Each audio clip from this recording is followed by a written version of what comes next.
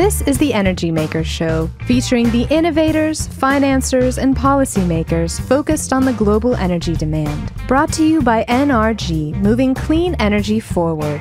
And here's your host, Paul Dickerson. Hi, this is Paul Dickerson, and welcome to another episode of the Energy Makers Show.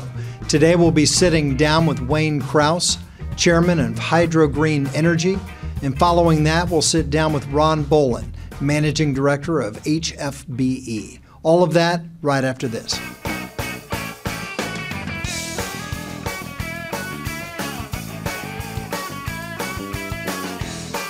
This is the Energy Makers Show, brought to you by NRG, moving clean energy forward.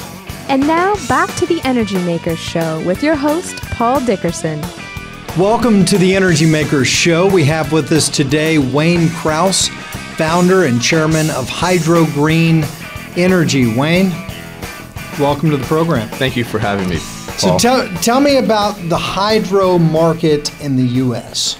Well, it's a market that has been somewhat asleep for the last two and a half decades, believe it or not, but is in the last 2 or 3 years experiencing a resurgence that is really allowing a number of nice projects to come to the forefront of the marketplace, some low-head projects and also some larger projects as well.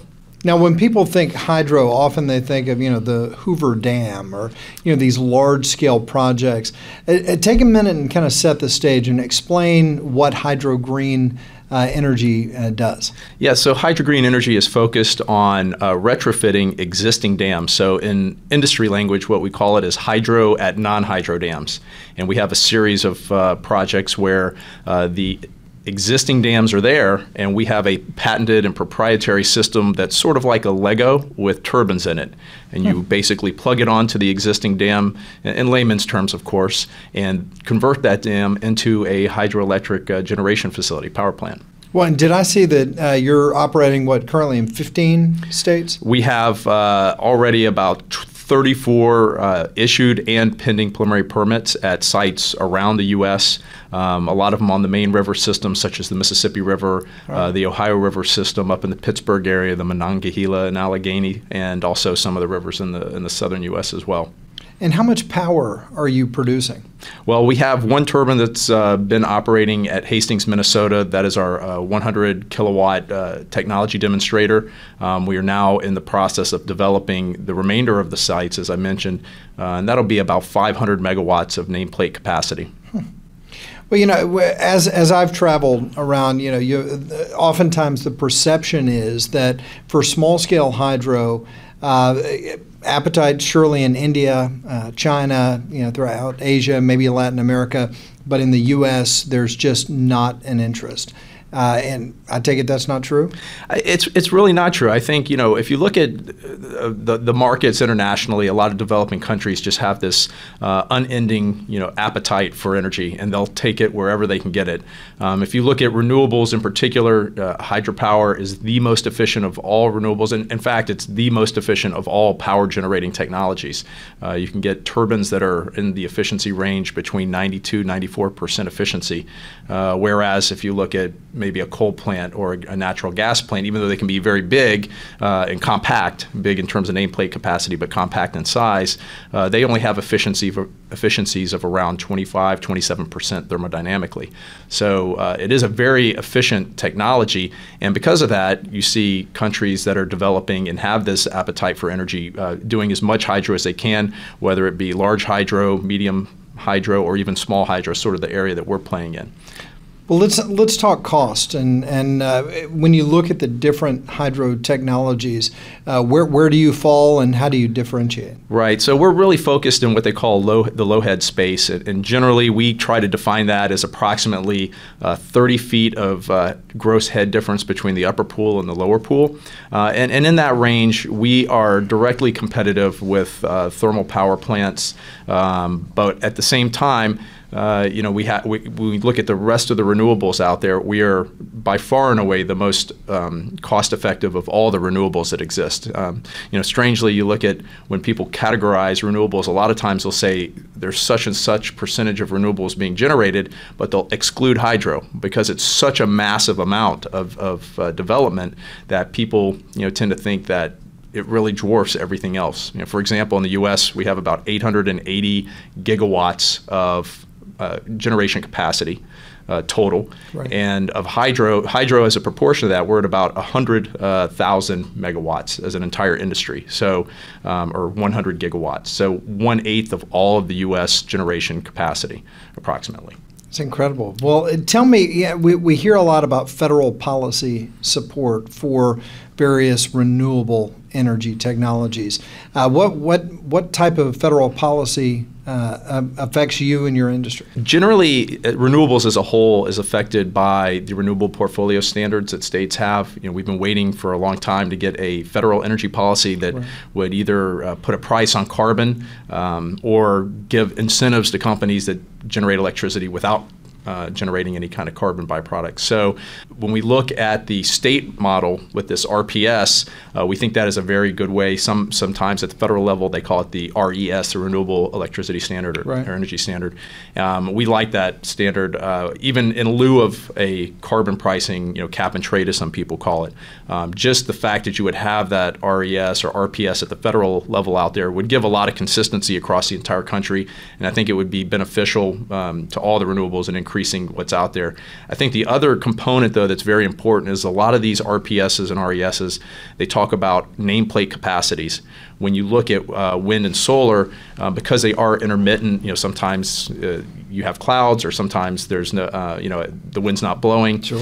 Whereas with hydro, you're generating all the time. So when you look at those, we really prefer having a RES that is based on energy production, so net energy, your kilowatt hours or megawatt hours or gigawatt hours that are produced annually, versus one that looks just at nameplate capacity. Now, I know, you talk the states and the federal, your company's focused just here in the United States. Help explain to me why not go into India or China or Latin America today? Well, we're a venture capital-backed company. We just closed our Series B round a couple months ago. Congratulations. Well, thank you very much. It's a tough time to raise money through the recession, but we made it. Ultimately, since we're not a company that has unlimited resources, we have to focus our strategy, and we also have to be very careful with the dollars that we spend and where we spend it. There's probably not a day that goes by that we don't get at least 5 or 10 requests to bring our technology outside the U.S., whether it's India, China, right. Brazil, other places. But right now, we're just really focused on trying to get projects in the U.S. Built with U.S.-made technology, U.S. manufacturing, creating U.S. jobs. And once we can do that, then we'll start looking outside the U.S. Well, when we come back, I'd like to spend a little time and hear about the life of the entrepreneur, the life of a CEO and chairman now trying to build one of these clean tech companies. This is the Energy Makers Show, and we'll be right back with Wayne Krause.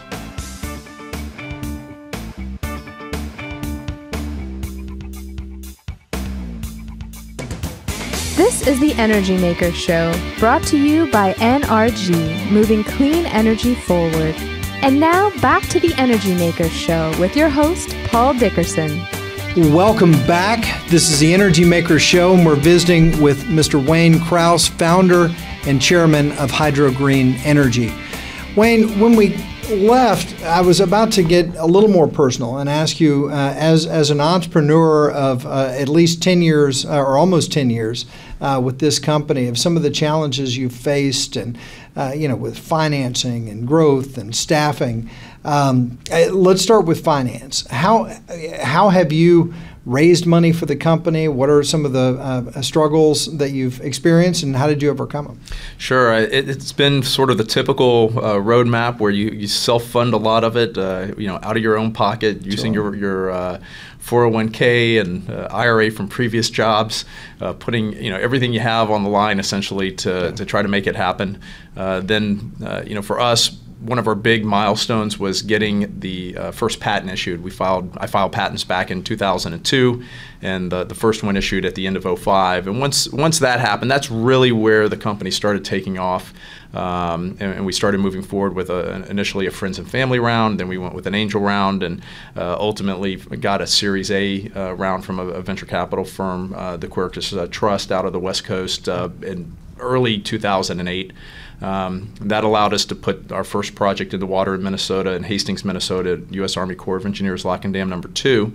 And then as we ran that one, unfortunately, we ran into the headwinds of the recession. Sure. And started running low on cash, and had to go back to the investors a number of times to kind of keep us afloat, no pun intended. Right. Eventually, we're able to find a number of folks that were interested, and ultimately selected a group that we felt could not only bring dollars, but could bring a lot of value to the company due to their deep contacts in the power generation industry. So, in terms of navigating, the fundraising process, it was a fairly traditional one. Each time you need more and more money, and there's only certain groups of people that have that kind of money. But when you think about trying to do it, I think ultimately the key is to focus on milestones. And the first milestone for us was getting that patent. If we hadn't gotten the patent, I don't think that anybody would have, invested in the company. And as it is today, now we have 9 issued patents, and a couple dozen others still pending. So it's turned into quite a valuable intellectual property project, if nothing else, for sure. Well, and it underscores what my father always taught me, which is getting the patent, while difficult, is the easy part. The tough part is commercializing and really building that company. Now, you and I have talked about a variety of your projects over the years. I know this Minnesota project has been successful, yet it has had its challenges.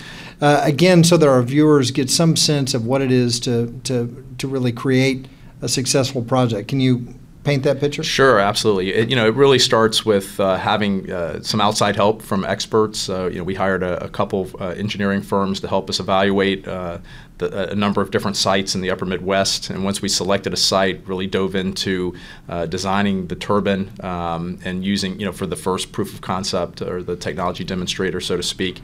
We had a number of challenges from, the speed of licensing. We were trying to prove, in addition to proving the technology, prove that we could license a project very quickly, and we're able to get through the licensing process from the filing date to the issuing date. I believe it was about 8 or 9 months, if I recall. So that was sort of record time at that point in time, getting through for hydropower licensing. In terms of installing, we had vendors all over the U.S. bringing pieces of equipment to the assembly facility in Minnesota, and managing that was chaotic, and almost, we were almost in the middle of the winter up there. Basically, started bringing the turbine down to the site for assembly on site. In the middle of the winter. It was mid-December of 2008, and literally worked straight through the entire winter. Some of the worst conditions they've ever had up there. Sure. And so you have all sorts of constraints, whether it's productivity, working in the cold, keeping people moving forward and focused on the project, money constraints, timeline constraints, and trying to bring that all together it's literally a juggling process, and you wear basically every hat from not only CEO but from engineering, project manager to licensing coordinator. Luckily, I had someone who was working with us at the time, or still works with us, who was helping with most of that stuff. So, you got to get help is the bottom line. No one person can do it all by themselves. Well, and that ability to build the right team, I think, is central to having the right trajectory of growth. It sounds like you've brought on some new members to the team. Can you tell us what you've done recently? Yeah, we actually went out in the Series B. We brought on an experienced power developer and a gentleman who's got a deep commercial background. We felt that was one of the key components that we were missing in helping us get to the finish line in terms of going from an interesting technology to a commercialized technology. So we're taking this one turbine, essentially what we've done at Hastings, making some modifications and putting into a large frame where now we have 10 of these turbines side by side. So we've gone from a project where essentially the piece of equipment might weigh, let's say, 35 or 40 tons. Now our frame weighs about 750 tons. And when you have all that metal and all the dollars that go in to invest in something like that, you have to have deep relationships with your commercial backers and we felt bringing on someone who did have that experience would really help the company get to the finish line.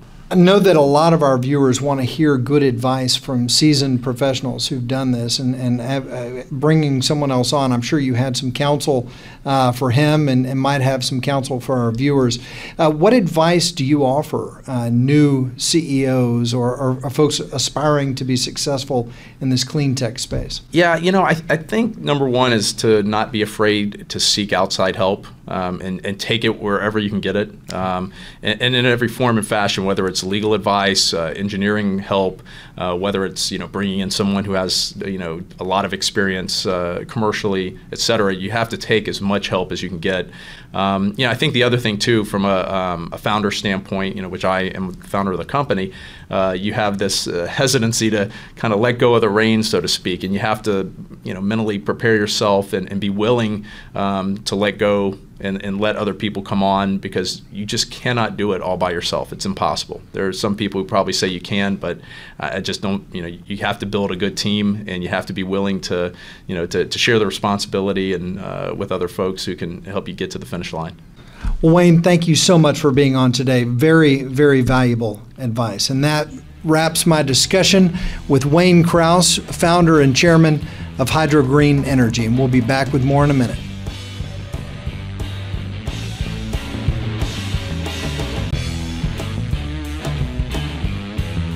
This is the Energy Makers Show, brought to you by NRG, moving clean energy forward. And now, back to the Energy Makers Show with your host, Paul Dickerson. Well, welcome to the Energy Makers Show. We have with us today good friend Ron Bolen, Managing Director at HFBE. And from what I hear today is your birthday. Happy birthday. Thank you very much, Paul. I appreciate it. Thanks for having me here. Yeah, absolutely. Now, investment banking is a broad term. Can you tell me a little bit about where you fit within that niche?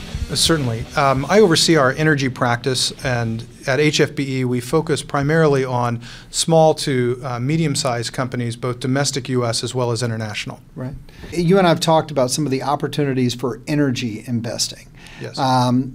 Looking at, not so much at clean tech, but just at traditional energy investing right now in the U.S., where do you see some opportunity? We see significant activity, at least in capital movement and mergers and acquisitions, in the shale plays. Okay. Obviously, we've received a significant amount of press lately, both the Marcellus, the Eagle Ford, and some of the other lesser-known shales. There is a rush, if you will, into that space, and we've seen our practice sort of touching part of that. And how about on clean tech? Clean tech is really, for us, is an interesting space. We have a very broad mandate from our senior management on what we can address. But when it comes to clean tech, we focus in on primarily technology-driven companies, specifically alternative fuels. All right. So not so much on the power side, more on the fuel side? We've done a little on power side. We do not deal with wind or solar when it comes to alternative energy or from the power generation side, but we do look significantly into biomass for power generation, as well as geothermal and even some wave and tidal companies. Well, let's talk about that on the renewables side. Tell me within the biomass space, where are you seeing opportunities for investment? Well, there's two major areas in biomass, at least that I see coming in the near future, one of which is algae. I think most people are familiar with ExxonMobil's movement into the space with about a $600 million US investment. In addition, the very large German-based utility just acquired and built a facility in Georgia. And I tell people when I tell the story, not the Republic of Georgia, but in fact the state of Georgia. They've come to purchase timber to generate pellets for power generation back inside the European Union. And if memory serves, I tend to tell people that the last time the Europeans came to the U.S. for raw goods was about 1774. True enough. Now, on the power side, we've seen some challenges with renewable energy power companies, so solar and wind, where I know that you're not investing too much now. But how are you? What's your understanding of how all the shale is affecting the alternative energy power space? That's a fantastic question. We generally have a single benchmark We believe at a price point of about $4 for natural gas, it really hampers alternative energy development here in the domestic U.S. That hurdle, when it moves to about $8, will stimulate activity. We have a significant problem with some of the alternatives in the cyclicality of the nature of power generation, just like wind and solar. However, the shale plays, essentially transforming hydrocarbon recovery into a just-in-time manufacturing facility, I believe will have a positive impact, because that can be used to smooth out the cyclicality. And a typical hypothetical would be either a wind or solar grid-sized facility being balanced out by a gas-fired peaker, so that you can smooth out the double hump curve that occurs with that cyclicality. Now, let's switch gears. Let's move from America overseas. Now, when we were talking before the break, you were sharing with me how some foreign companies and investors have reached out to you to help them look for acquisitions. Can you tell me more? Yes. In fact, we've been engaged by 3 separate companies, foreign, to look for opportunities for investment in the U.S.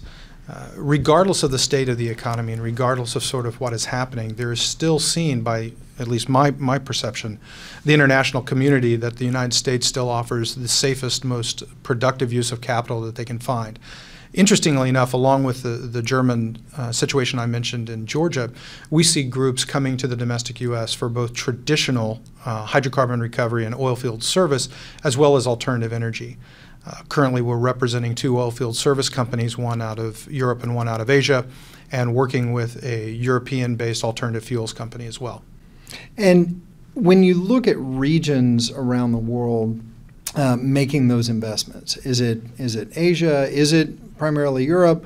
How do you define opportunities either for investment or opportunities to be acquired by those seeking to invest?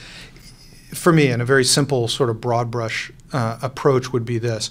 For capital movements, we're looking at Asia, primarily China, because of the insignificant or very, very low debt cost for many of the companies there, as well as some into Southeast Asia, are bringing capital and looking for opportunity.